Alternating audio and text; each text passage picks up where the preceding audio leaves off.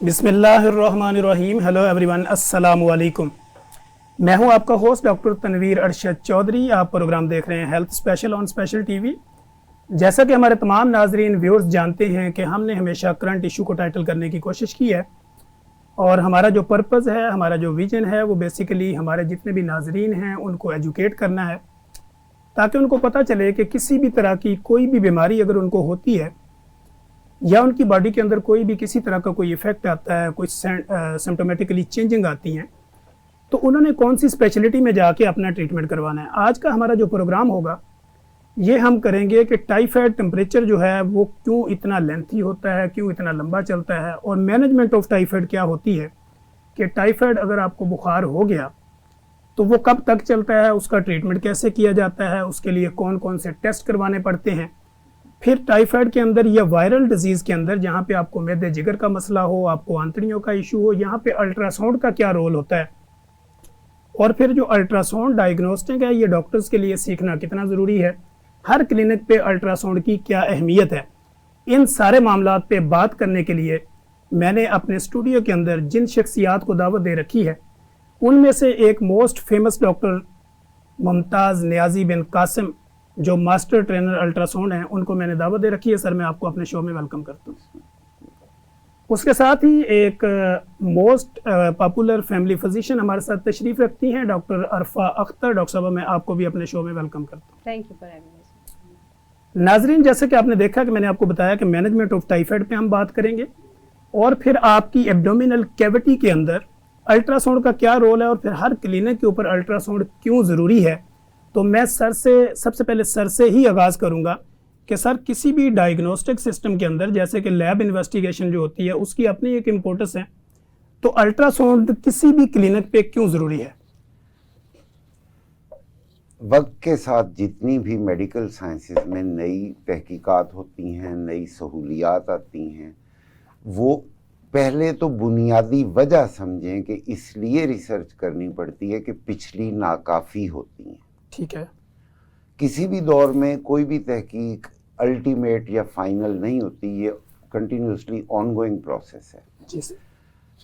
Ultrasound by chance एक ऐसी modality ईजाद हुई, बनाते वक्त भी इसका जहन में ये था कि कोई ऐसा हमारे पास टूल आ जाए जिससे नुकसान ना हो। जी ठीक है।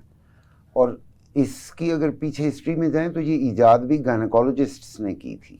ठीक है। क्योंकि वो अपनी प्रेग्नेंट ख़वातीन के बच्चे की पोजीशन या दूसरी चीज़ों के बारे में जब जानना चाहती थी तो वो एक्सरे नहीं करवा सकती थी, या एटलीस्ट ज़्यादा मर्तबा नहीं करा सकती थी।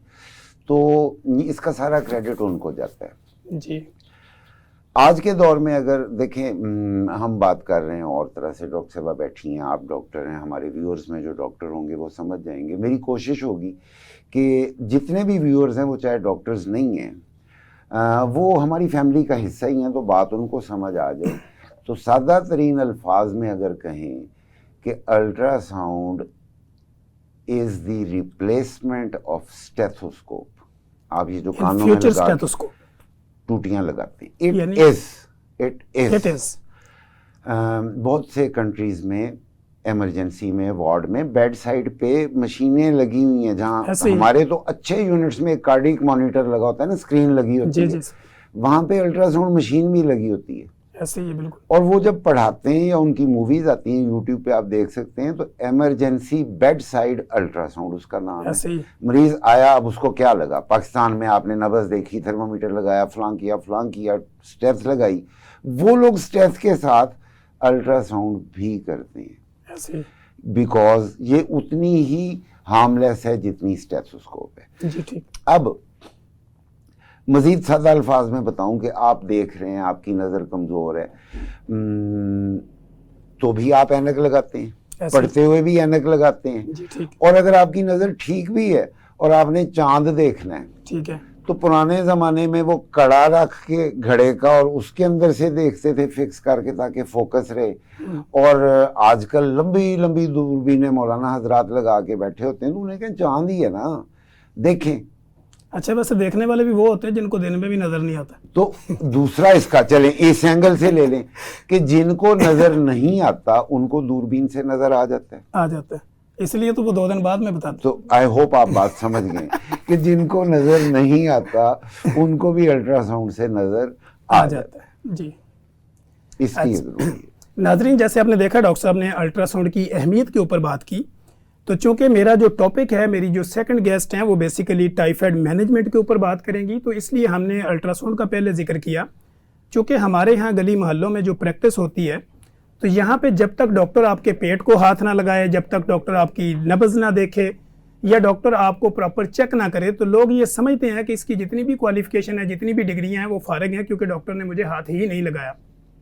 तो अब होता क्या है कि जब भी किसी लोकल क्लिनिकल ट्रायल के अंदर पेशेंट रिपोर्ट होता है, तो पेशेंट का चूंकि वो ऑलरेडी लोगों ने विडाल टेस्ट करवाया होता है या कोई सीबीसी वगैरह करवा लेते हैं, जिसकी आज के दौर में अहमियत कम हो चुकी हुई। तो अब इसकी डायग्नोज हमने कैसे करना होता है, तो मैं डॉक्टर साहब से पूछता हूँ, डॉक्टर साहब टाइफाइड को आप अपने क्लिनिकल ट्रायल में किस तरह डायग्नोज करते हैं? जी सर, टाइफाइड के सबसे पहले तो हम हिस्ट्री से अगर स्टार्ट करें तो हिस्ट्री और एग्जामिनेशन की अपनी जगह इंपॉर्टेंस है, उससे भी आपको काफ़ी आइडिया हो जाता है।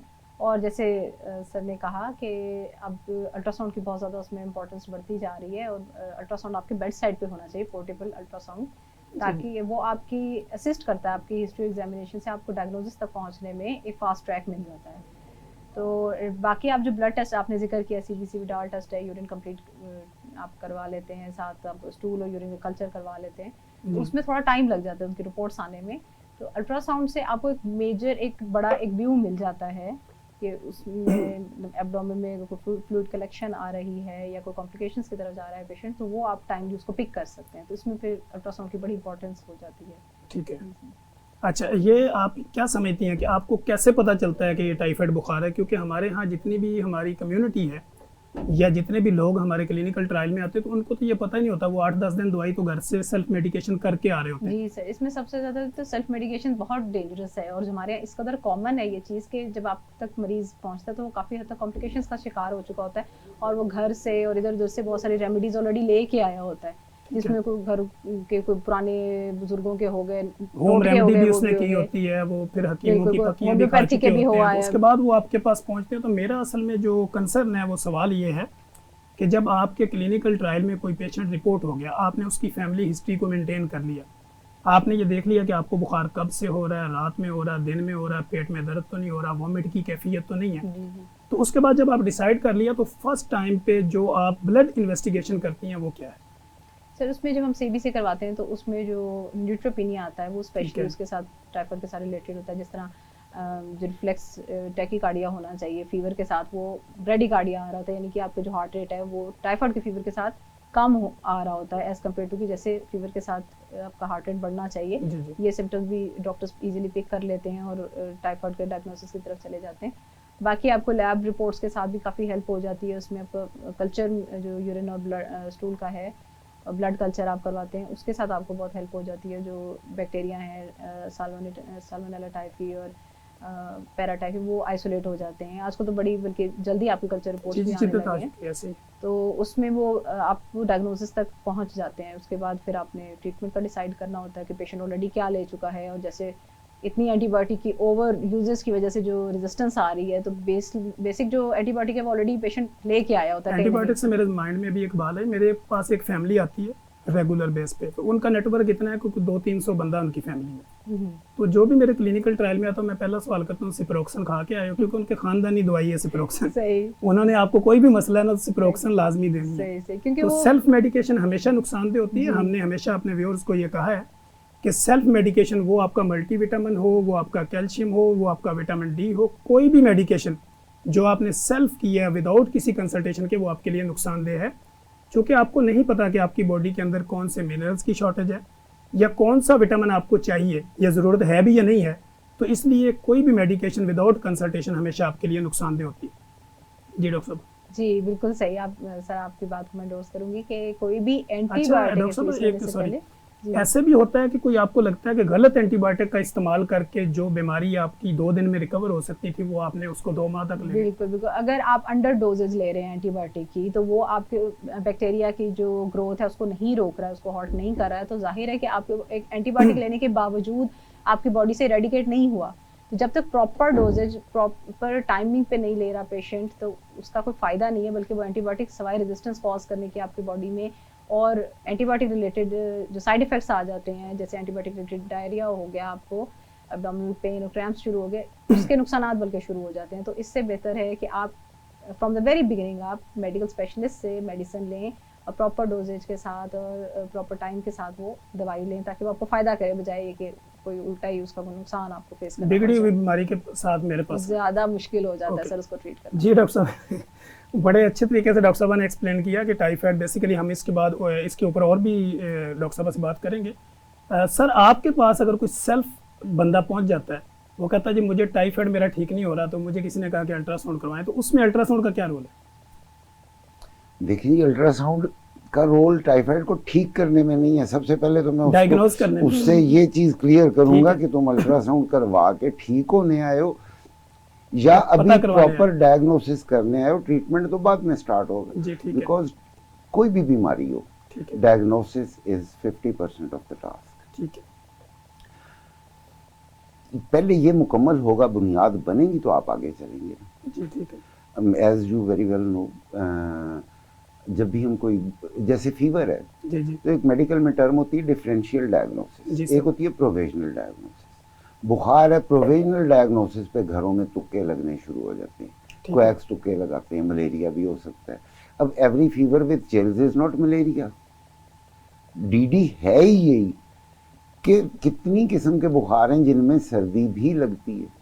ठीक है, और उसमें से फिर आप बारीकी में जाते हैं, फिर आप बेबस हो जाते हैं, फिर आप एक्सरे कराते हैं फॉर निमोनिया, क्योंकि वो भी फीवर विद चिल्स है। ऐसे ही। फिर आप वायरल के लिए कुछ ना कुछ करवाते हैं, फिर आप सीबीसी करवाते हैं। ठीक है। अब विडाल का ही देख लें, विडाल आया, धूमें पड़ गई, जिसका विडाल पॉजिटिव आ रहा है। अब मैं इस अंधी तकलीफ के भी खिलाफ हूँ। बाद में विडाल को इजाद करने वाले खुद माने कि विडाल ठीक होने के कई साल बाद भी पॉजिटिव आता रहता है, जबकि उस वक्त इवन बुखार क्या, बुखार नहीं भी होता, वो फिर भी पॉजिटिव आता है। पेशेंट हेल्दी लाइफ गुजार रहा है, तब भी विडाल पॉजिटिव आता रहेगा। वो शॉर्टकमिंग 70% लोगों का करवाएं तो पॉजिटिव आएगा। अब उसको थोड़ा सा इम्प्रूव किया गया और टेस्ट आए, टाइफाइड और बाकी चीजें ऐड होगी, फिर उनको नेगेट किया गया। अब इंटरनेशनली टाइफाइड का टेस्ट ही कोई नहीं है, ऐसे ही आप सीबीसी से चलते हैं। ठीक है। फिर मान लेना कि वो जो पुराने बाबे हैं उन्होंने उस्तादों से मार खा के सीखा है, और हमारे दौर में क्लिनिकल मेथड्स की बहुत ज़्यादा इंपॉर्टेंस होती थी। ठीक है। पैल्पेशन, ऑस्कल्टेशन, परकशन, फिर उसमें हम हिस्ट्री लेते थे और बड़ी डांटें भी खाई। वो आज हमारे काम आ रही हैं कि उसमें एनोरेक्सिया हो रहा है, खाना अगर ज़बरदस्ती खा भी लिया उसने तो उसको बाद में वो रेचिंग और क्या क्या हो रहा है, उसको कॉन्स्टिपेशन हो रही है, उसको डिफ्यूज जनरलाइज्ड एब्डोमिनल पेन हो रही है, नहीं हो रही, पखाना आ रहा है तो किस किस्म का आ रहा है। तो मैं ये कतई नहीं कहूँगा कि आते ही उसको ये टेस्ट वो टेस्ट वो टेस्ट वो टेस्ट करें। जितना आप ज़्यादा हिस्ट्री टेकिंग और जनरल फिजिकल एग्जामिनेशन पे कंसंट्रेट कर लेंगे और उसको डिटेल से करेंगे, और आप जानते भी हों, ऐसे ही ना करते रहें, तो उतना ही आपको टेस्ट्स का बर्डन मिनिमम होगा। अब मेरा पेशेंट है, वो मेरा पेशेंट है, उसका खर्चा होता है तब भी मेरी टेबल से हो रहा है, और अगर नहीं हो रहा, बचत हो रही है तो मेरी टेबल से हो रही है। तो मेरी कोशिश होगी कि जो बहुत ज़रूरी टेस्ट हैं पहले वो करवाए जाएं। उनसे अगर तो मुझे मर्ज़ की तह तक पहुंचने में मदद मिल जाती है तो बिस्मिल्लाह करें, इलाज शुरू करें। नहीं मिलती तो सेकंड फेज़ में, और ये चीज़ मैं कम से कम अपने पेशेंट्स को स्टार्ट में लेके चलता हूँ कि आपके टेस्ट हो सकता है बहुत सारे हों, लेकिन ये 2-3 पहले करवा लें। और आपने ये बाद में नहीं सोचना कि ये उस वक्त मुझे नहीं आते थे और मैंने बाद में पढ़े, मैं सिर्फ आपका खर्चा बचाने के लिए ये चीज़ कर रहा हूं। ठीक है। नाजरीन, जैसे कि आपको पता है कि जब हम किसी स्टूडियो में होते हैं तो टाइम लिमिटेशंस होती हैं, क्योंकि मेडिकल के ऊपर हम घंटों बात कर सकते हैं, हमारे पास बहुत ज़्यादा टाइम होता है, नॉलेज भी होता है, एक्सपीरियंस भी होता है। तो लेकिन एक बात हमेशा याद रखिएगा, क्योंकि डॉक्टर की जो नज़र होती है ना, इससे बड़ी कोई लैब नहीं होती। चूँकि जब भी पेशेंट हमारे क्लिनिकल ट्रायल में हमारे सामने बैठा होता है, फिजिकल हम उसका एग्जामिन कर रहे होते हैं, तो हमारी जो आंखें होती हैं ये अल्ट्रासाउंड का काम कर रही होती हैं, ये पूरी एक लैब इन्वेस्टिगेशन होती है। लेकिन कुछ चीज़ों को कन्फर्म करने के लिए, पेशेंट को साइकोलॉजिकल ट्रीटमेंट देने के लिए हमें ये सारे टूल्स इस्तेमाल करने पड़ते हैं। यहाँ पर हम लेंगे एक ब्रेक के बाद दोबारा हाजिर होंगे अपनी बात को बैक। नाजरीन, जैसे कि आपने देखा कि हमने बड़े ज़बरदस्त अंदाज से सर ने आपको डायग्नोस्टिक के ऊपर बात की और मैडम ने टाइफाइड मैनेजमेंट के ऊपर बात की, और मैंने आपको एक्सप्लेन किया कि डॉक्टर की आंखों से बड़ी कोई लैब नहीं होती, कोई अल्ट्रासाउंड नहीं होता, क्योंकि उसका इतना एक्सपीरियंस होता है काम करके, क्योंकि डेली बेसिस पे पेशेंट देखते हैं तो उनको इस चीज़ का एक्सपीरियंस हो चुका होता है। अब इसमें आपकी जो फैमिली हिस्ट्री होती है वो बड़ी इंपॉर्टेंट होती है, और जब भी पेशेंट किसी भी क्लिनिकल ट्रायल में या किसी कंसल्टेंट के पास जाता है तो प्रॉपर उसकी जो फैमिली हिस्ट्री होती है वो उसके पॉइंट 70% होते हैं, और 30% जो आगे डॉक्टर ने डिसीजन लेना होता है, फिर उसके मुताबिक हम आगे बढ़ते हैं। डॉक्टर साहब, मैं आपसे ये जानूँगा, एक बंदा आपके क्लिनिकल ट्रायल में रिपोर्ट हो गया, उसका टाइफाइड पॉजिटिव है, तो उसका ट्रीटमेंट जो प्रोसीजर होगा वो क्या होगा? जी सर, उसमें सर सबसे पहले अगर हम बात कर लें नॉन फार्माकोलॉजिकल मेजर्स की, यानी कि बगैर दवाइयों के जो फर्स्ट स्टेप आएगा वो आपका हाइजीन। एक तो सबसे पहले हाइजीन पे हम बात कर लें कि टाइफाइड का मसला ही वहाँ से शुरू होता है जहाँ मरीज़ ने बाहर से खाना खाया है या उसने हाथ धोए बगैर खाना खाया है, कहीं से कोई कंटेमिनेटेड वाटर उसने कंज्यूम किया है उसकी वजह से, या घर में हाइजीन का ख्याल नहीं रखा जाता, जो खाना पकाते हैं वो यूटेंसिल्स की सफाई का ख्याल नहीं रखते।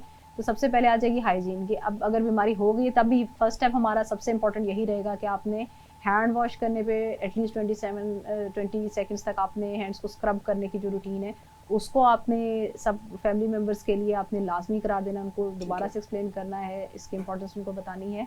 और खाना बनाने की जो सफाई का ख्याल रखना है कि डस्ट से, जर्म्स, जो फ्लाइज वगैरह, उनसे बिल्कुल साफ़ सुथरा खाना हो, उनको प्रिवेंट किया जाए ऐसे मेजर को कि अगर आपको बाहर से खाना खाना पड़ा तो उसको अवॉइड करें, क्योंकि बेसिकली बीमारी आती वहीं से है जहाँ कंटेमिनेटेड फूड या वाटर कंज्यूम किया हुआ है। तो सबसे पहले आपकी हाइजीन आ गई, उसके बाद फिर डाइट। जब एक पेशेंट आपके पास प्रेजेंट होता है सबसे पहले आपने उसको डाइट का एजुकेट करना है कि अब आपको ये अगर मसला आ गया है टाइफाइड का तो आपने सॉफ्ट डाइट लेनी है, ब्लैंड डाइट लेनी है, स्पाइसी और ग्रीसी फूड जो देर से हजम हो, इन चीज़ों को आपने अवॉइड करना है। सादी खुराक हो, घर की बनी, साफ़ सुथरी और लाइट हो, जो इजीली डाइजेस्टेबल हो। इसके अलावा फ्लूइड इंटेक आपका ज़्यादा होना चाहिए, क्योंकि जाहिर है कि कैटाबॉलिक डिजीज़ है, आपकी जिस्म में प्रोटीन्स की तोड़ फोड़ हो रही होती है। ठीक है। तो उसको रिप्लेस करने के लिए लीन प्रोटीन्स आपको ज़रूरी होते हैं, जिसमें सी फूड बेस्ट है आपकी, या वाइट मीट जो चिकन है या बर्ड मीट आपको मिल जाता है वो बेहतरीन है। इसके अलावा मटन आपको अवॉइड करना चाहिए, वो हैवी फूड्स में आ जाता है आपका। और सर यही है कि आपकी फ्रूट और वेजिटेबल और पानी का इंटेक, सादी खुराक हो और बार बार लें। बेशक थोड़ा सा वाटर के अलावा आप फ्लूइड्स में यखनी ले सकते हैं, सूप्स का यूज़ कर सकते हैं, क्लियर सूप्स हों या घर में बने हुए जो भी हाइजीनिक आप बना सकते हैं, वेजिटेबल या चिकन सूप बना सकते हैं, वो कंज्यूम करें ज़्यादा से ज़्यादा, ताकि आपकी जो बॉडी है उसमें वाटर का हाइड्रेटेड रहे आपकी बॉडी, और जो कैटाबॉलिक एस्पेक्ट है डिजीज़ का उसको हम कवर कर सकें। फिर इन मेजर्स के बाद जो आप मतलब पेशेंट को रेस्ट भी आपने एक्सप्लेन कर दिया कि आपको रेस्ट की ज़रूरत है, अपने ओवर एक्सर्शन नहीं करनी, कुछ दिन अगर आप रेस्ट ले सकते हैं, जॉब से ऑफ ले सकते हैं तो दैट्स बेस्ट। और उसके बाद फिर आपने मेडिसिन से ज़ाहिर इंक्वायर करेंगे कि आप पहले कौन कौन सी एंटीबायोटिक ले चुके हैं, आपको आइडिया हो जाएगा कि इस मेडिसिन से फ़ायदा नहीं हो रहा है। तो टेम्परेचर के लिए तो सादे आप जो कंज्यूम करते हैं पेशेंट को बताते हैं, पैराडोल यूज़ करनी है, पैरासीटामोल यूज़ करनी है, वो पेशेंट को भी पता होता है, वो आपने उसको एडवाइस कर सकते हैं जब फीवर हो। अच्छा डॉक्टर साहब, यहाँ पे एक सवाल मेरे जहन में अभी सोशल मीडिया पे ये पूछा जा रहा है कि जब आप डोज दे रहे होते हैं तो डोज मेजरमेंट में आप पर केजी के हिसाब से किस तरह उसको मेंटेन करते हैं? मसलन अगर हम पैनाडोल देते हैं, मेरे अपने क्लिनिकल ट्रायल में लोग रिपोर्ट होते हैं, वो कहते हैं जी पैनाडोल मैंने 2 खाई हैं या 4 खाई हैं या 6 खाई हैं। लोगों को ये नहीं पता होता कि पैरासीटामोल इसमें कितना है, 500 मिलीग्राम है, और हमने उसको डिवाइड करना है अगर आपकी बॉडी के वेट और हाइट के अकॉर्डिंगली। तो उसमें आप अपने क्लिनिकल ट्रायल में किस तरह पेशेंट को टाइटल करते हैं? क्योंकि हमारे तो माशाल्लाह एडल्ट पेशेंट्स ही होते हैं, तो हमारी जो स्टैंडर्ड डोज है 500 मिलीग्राम की 2 गोलियां टेम्परेचर के हिसाब से 4 या 6 आवर्ली आप रिपीट कर सकते हैं, एवरी 6 आवर्ली। जी ठीक है। और इसके अलावा फिर एंटीबायोटिक जो पेशेंट यूज़ कर चुका है और उसको इफेक्ट नहीं किया है ज़रा, फिर उसको आपको स्विच करना होता है जो रेजिस्टेंस नहीं आ रही है। इसमें आप इंजेक्टेबल पे भी जाती हैं, ओरल पे भी जाती हैं? जी सर, ओरल मोस्टली अगर आपका पेशेंट घर में मैनेज हो सकता है तो बेहतरीन तो यही है कि आप उसको ओरल मेडिकेशन पे रखें, पेशेंट के लिए भी फीजिबल हो जाता है। ठीक है। वो तो अगर कॉम्प्लिकेटेड केस है और हमें उसको एडमिट करना पड़ता है, मैनेजमेंट हॉस्पिटल मैनेजमेंट पे आ जाती है बात, तो फिर हम इंजेक्टेबल थर्ड जनरेशन सेफ्लोस्पोरिन की तरफ जा सकते हैं। जी ठीक है। जी सर, जी, जी सर आप इसमें कुछ अगर ऐड इजाज़त करें। हो जी जी तो। सर। मैं भी टूटी फूटी प्रैक्टिस करता हूँ और 30 ईयर्स से कर रहा हूँ। इसमें ना सबसे पहले जो डॉक्टर साहब ने फरमाया बहुत अच्छा है, इसमें high energy and soft diet, दो ठीक है। रिक्वायरमेंट्स है उसकी। डाइट सॉफ्ट हो लेकिन उसमें एनर्जी लेवल ज़्यादा और प्रोटीन्स हो। ठीक है। मैं ये चीज़ सिर्फ टाइफाइड में नहीं, हर फीवर में रेकमेंड करता हूँ। उसकी वजह यह है कि टाइफाइड के जो जरासीम होते हैं बेसिकली वो अपॉर्चुनिस्टिक जरासीम है, डीट किस्म ये बात नहीं भूलनी चाहिए। जैसे टीबी के डीट किस्म के जरासीम होते हैं ना, अपॉर्चुनिस्टिक ये मौका ना, प्रस्त मौका मिलेगा तो वो फिर आ जाए। मारे नू मारन वाले मौले नू मौला ना हम में मारे। से हर बंदा जो खाना खाता है ना वो उसमें लाखों करोड़ों टाइफाइड के जरासीम हर खाने में हर बंदे में जा रहे हैं। ठीक है। लेकिन वो ऐसे कमजर्व जरासीम होते हैं कि वो कुछ भी नहीं करते, छुप के बैठ जाते हैं। ठीक है। अब बंदा किसी भी और बीमारी में मुब्तला हुआ तो नकाहत तो होनी है, ऐसे ही। तो ये मरे को मारने आ जाते हैं। सही सर, बंदा immunity आपकी पहले बिल्कुल। उस बीमारी से मरा पड़ा है और उस वक्त ये गीदड़ से शेर बन जाते हैं कि मैं भी हूं। ठीक है। तो आप किसी भी बीमारी में अगर टाइफाइड वाली खुराक को मामूल बना लेंगे, टाइफाइड वाले मामूल और आराम को अपना मामूल बना लेंगे तो बात टाइफाइड तक जाएगी ही नहीं। ठीक है। और जैसे इन्होंने वेरी राइटली फरमाया कि वो हाथ धोना, सफाई, तो मेरी तो तबीयत ये कहा जाता है ना कि अत्ताहरु शत्रुल ईमान, सफाई जो है वो निसफ ईमान है। आपका ईमान तब शुरू होता है जब आप साफ सुथरे होते हैं। तो यहाँ तो 6-6 महीने लोग नहाते ही नहीं। तो इसका सादा लफ्जों में, मैं तो पुराने पेशेंट्स हैं 30 साल से, तो वो एक फैमिली मेंबर, मैं उनका और वो मेरे भी फैमिली मेंबर्स वाला हिसाब, तो वो अब आते हैं ये बुखार चढ़ गया, तो मैं पहला सवाल पूछता हूँ किमें चढ़ाया है। दैट मीन्स हिस्ट्री का मैंने लफ्ज तब्दील किया हुआ है कि अच्छा जी किमें चढ़ाया है, तो वो खुद ही बताएगा मैंने ट्रैवल किया था, मैंने खाना बाहर खाया था, मैंने माल्टा खा लिया था, अर्ली सीजन में भी आए ही थे तो खट्टे थे, मैंने फलां किया, मैंने चावलों के ऊपर दूध पी लिया, मैंने जो उनके ज़हन में है। अब किमें चढ़ाया is a history, but now they know. इतने मेरे पेशेंट्स कम से कम एजुकेट हो गए कि बुखार ऐसे ही नहीं चढ़ता, जाहिर बात है बुखार भी हम खुद चढ़वाते हैं। तो पहली बात डॉक्टर साहब वाली, उन कामों से बचें जिनसे बुखार चढ़ता है। जी डॉक्टर साहब, मैं ना आपके साथ ऐड करता हूँ दोबारा एक नए सवाल को। वायरल डिजीज़ के अंदर अल्ट्रासाउंड का हमने अभी जिक्र नहीं किया, तो वायरल डिजीज़ के अंदर हम जो एब्डोमिनल स्कैन करते हैं उसमें हम क्या क्या चीज़ें देखते हैं? लिवर है, आपका गॉल ब्लैडर है, स्टोमिक है, पैंक्रियाज है, इंटेस्टाइनल है, तो इसको किस तरह एक्सप्लेन करें? डॉक्टर साहब, मैं फिर एक रिमाइंडर के तौर जी, पर जी, बता सर, दूं कि सर, मेरी आप भी फैमिली हैं, ये टीवी वाले सारे, लेकिन मेरे फैमिली जो हैं वो व्यूअर्स में वो जो डॉक्टर्स नहीं हैं, जी, तो मैं इसको हर उस पे आपके क्वेश्चन को कोशिश करूंगा, या जिन्होंने अब प्रोग्राम ज्वाइन किया है जी, इस जी, मरहले पे, तो उनको पता हो कि मैं डॉक्टरी की टर्म्स को अवॉइड करूंगा। सादा लफ्जों में यूं समझें कि आपने एक मोटरसाइकिल खड़ी की, बारिश हो गई, ठीक अब है। वो ठीक है लेकिन उसके प्लग में पानी चला गया, ठीक है। उसकी शेप ठीक है, फंक्शन खराब हो गया, ठीक है। आप फूके मारते हैं, खुश करते हैं, जो भी करते हैं, छोड़ ड्राई दें। करके फिर उसको चलाएंगे। जी। एक मोटरसाइकिल गिर गई, टैंकी टेढ़ी हो गई, लाइटें टूट गई, फ्लॉ हो गई, बंदा बच गया लकीली, उसने उठ के किक मारी, मोटरसाइकिल स्टार्ट हो गई, वो पहुंच गया, ठीक है। टेढ़े हैंडल से भी चला। अल्ट्रासाउंड बेस, अब वो है शेप की खराबी। ठीक है। तो अल्ट्रासाउंड पिक करती है किसी भी बीमारी में जो हमारे आज़ा हैं उनकी एक नॉर्मल कुदरती शेप जो है उसमें क्या तब्दीली आई है। ठीक है। अब एक जिगर की मिसाल ले लें, जी सर। कुछ वायरल डिजीजेस, कुछ अदर डिजीजेस ऐसी हैं जिनमें जिगर का साइज बढ़ जाता है, ठीक है।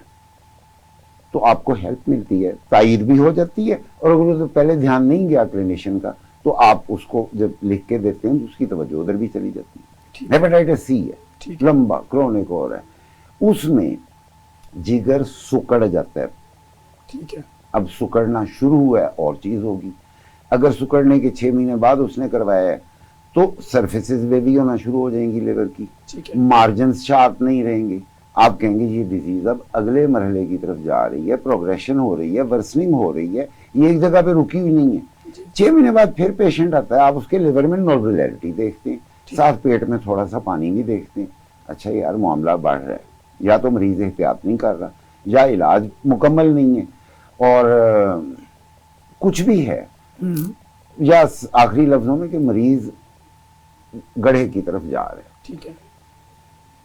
आपने फिर देखा जिगर मजीद सुकड़ गया, पानी से पेट बढ़ के ऊपर को आया हुआ है, और मरीज के लिए सांस लेना भी मुश्किल है, और साथ इस दौरान में गुर्दों में जाहिरी जो रंगत नॉर्मल पेशेंट की होती है उसको इकोजेनेसिटी कहते हैं, तो इकोजेनेसिटी में चेंजेस आनी शुरू हो गई। अब आप कहेंगे कि उसका गुर्दा भी ग्रेड 1, ग्रेड 2, ग्रेड 3 की फेलियर में जा रहा है। सीकेडी में अल्ट्रासाउंड स्पेसिफिकली ऐसे नहीं होता कि आए मैं आपका अल्ट्रासाउंड करूं कि आपको टाइफाइड है कि नहीं है, ठीक है, आए मैं आपका अल्ट्रासाउंड करूं, या पेशेंट आगे लेकिन वो चूंकि कॉम्प्लिकेशंस के साथ आता है ना, एब्डोमिनल पेन के साथ रिपोर्ट होगा, ये पेट में जो उसको वॉमिट के साथ रिपोर्ट होगा, ये पेट फूला हुआ नजर आएगा, तो तभी हम उसकी तरफ sometimes supportive explanation about the internal condition, sometimes about confirmatory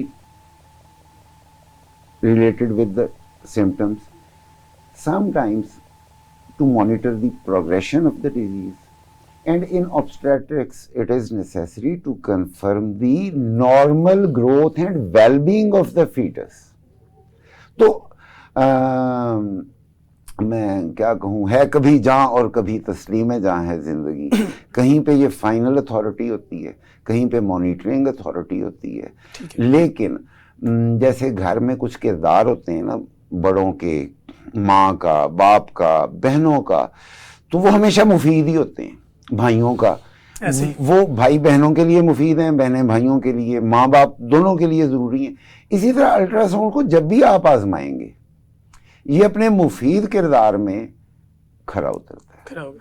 जी नाज़रीन, जैसे आपने देखा कि डॉक्टर साहब ने बड़े ज़बरदस्त दलाइल के साथ अपनी गुफ्तगू को जारी रखा और आपको ये बात बताने की कोशिश की, अपने व्यूअर्स को एजुकेट करना चाहा या उनको वेल अवेयर करने की कोशिश की कि उनको ये पता चले कि जो एब्डोमिनल स्कैन हम करवाते हैं, पेट का अल्ट्रासाउंड करवाते हैं, तो उसमें क्या क्या चीज़ें हम देखते हैं। तो सर ने बीच में एक शायरी का तड़का लगाना चाहा, तो मेरे जहन में ये बात आई कि अंदाज़े बयां अगरचे कुछ शौक़ नहीं है मेरा, अंदाज़े बयां अगरचे कुछ शौक़ नहीं है मेरा, शायद कि उतर जाए तेरे दिल में मेरी बात।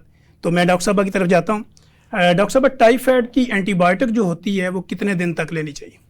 जी सर, इसका 7 to 14 डेज तक हम देते हैं इसका कोर्स, ताकि इरेडिकेट हो जाएं उसमें जो बैक्टीरिया, क्योंकि वो काफ़ी रेजिस्टेंट भी होते हैं। और अगर आपके पास कोई करियर आ जाता है, कोई कैरियर केस है जो आपका ट्रीटमेंट के बाद फिर रिलैप्स में चला गया, तो फिर आपको बाजू का 4 वीक्स तक भी मेडिसिन एंटीबायोटिक्स कंटिन्यू करनी पड़ती हैं, ठीक है, जब तक के कल्चर जाके नेगेटिव नहीं हो जाता। जी सर, लास्ट 1 मिनट है इसमें, आप ये आपने बता दीजिए कि जो डॉक्टर अल्ट्रासाउंड सीखना चाहते हैं, वो हमारे HO हैं, PG हैं, फैमिली फिजिशियन हैं, GP हैं, कंसल्टेंट हैं, वो आप तक किस तरह अप्रोच कर सकते हैं? आपके थ्रू। मेरे थ्रू तो है ही पहली बात पब्लिक में, क्योंकि आप वेल नोन है, और दूसरा उसमें ये आ जाता है कि मैं बड़ा मशहूर और डेडिकेटेड सा ऑफिस है PAFP, Pakistan academy of family physician, Pakistan academy of family physician, उनकी मेन एक्टिविटी ही तालीम व तदरीस है। और आप डॉक्टर हैं, जो भी हैं, जिस लेवल पे भी हैं, उसको मज़ीद इम्प्रूव करने के हवाले से वो सहूलियात मुहैया करते रहते हैं, हमारे असातिज़ा कराम को बुलाते रहते हैं। अब हम उम्र के उस हिस्से में चले गए कि हमें भी छोटे भाइयों और बच्चों का उस्ताद के तौर पे बुला लेते हैं। तो मैं PFP ऑफिस 196 गार्डन टाउन में वीकली बेसिस पे बेसिक कोर्स ऑफ अल्ट्रासाउंड कराता हूँ। इस साल के आखिर तक हमारा इरादा है कि हम कलर डॉपलर की भी ट्रेनिंग शुरू कर दें। जी नाजरीन, जैसे आपने देखा कि एक बड़े ज़बरदस्त अंदाज के अंदर हमारी यहाँ पे गुफ्तगू हो रही थी कि अल्ट्रासाउंड क्यों ज़रूरी है, अल्ट्रासाउंड कैसे सीखना चाहिए, और जितने भी हमारे मेडिकल से रेलिवेंट स्टूडेंट हैं, उसमें LHVs हैं, नर्सेज हैं, या HO हैं, PG हैं, उसमें कंसल्टेंट हैं, फैमिली फिजिशियन हैं, GP हैं, जितने भी मेडिकल से रेलिवेंट लोग हैं उन्होंने अल्ट्रासाउंड कैसे सीखना है, क्यों सीखना है, ये सर ने आपको बड़े ज़बरदस्त अंदाज में बताया। सर ने अपनी साइट्स भी आपको बता दी। और इसी तरह वो मरीज़ जो टाइफाइड बुखार में कई कई महीनों से, कई सालों से कंटिन्यू सफ़र करते हैं और उनकी ये मिथ बनी होती है कि मुझे तो टाइफाइड हर साल होना ही होना है, या मुझे तो टाइफाइड होना ही है क्योंकि मुझे टाइफाइड पिछली दफ़ा भी हुआ था। फिर कुछ लोग हमारे क्लिनिकल ट्रायल में रिपोर्ट होते हैं और वो कहते हैं डॉक्टर साहब मुझे ना बचपन में एक दफ़ा टाइफाइड हुआ था। तो मैं कहता हूँ अब क्या हुआ? वो कहता अब शादी के बाद 2 दफ़ा फिर हो गया। तो बेसिकली जैसे सर ने बताया कि आपकी इम्यूनिटी जो है वो जब कंप्रोमाइज़ होती है, इम्यूनिटी है क्या? हम अपने नाजरीन को ये बताते हैं कि हमारे जो एक दिफाई निज़ाम है, अल्लाह ने बेशुमार फ़ौज हमारी बॉडी में रखी है जो एक आपकी बॉडी के अंदर दिफा का काम करती है। जब भी कोई फॉरेन बॉडी आपके ऊपर अटैक करती है तो जो आपकी कुव्वत मुदाफ़त होती है, जो आपकी इम्यूनिटी होती है, वो उस बीमारी के अगेंस्ट काम करती है। अगर वो दीवार जो आपकी दिफाई दीवार है अगर वो वीक हो जाती है, अब वो वीक कैसे होती है कि आपके मिनरल्स की कमी होगी, विटामिन की शॉर्टेज होगी, आपकी बॉडी के अंदर खुराक की कमी होगी, तो इस वजह से जाके आपकी इम्यूनिटी वीक हो जाती है, कंप्रोमाइज़ हो जाती है। फिर टाइफाइड की वैक्सीनेशन भी होती है, टाइफाइड का ट्रीटमेंट भी होता है, टाइफाइड काबिल इलाज बीमारी है। तो हम इंशाल्लाह कोशिश करेंगे कि अपने नेक्स्ट प्रोग्राम में एक नए गेस्टों के साथ हम दोबारा हाजिर होंगे। तब तक के लिए इजाज़त दीजिए। अल्लाह हाफिज़।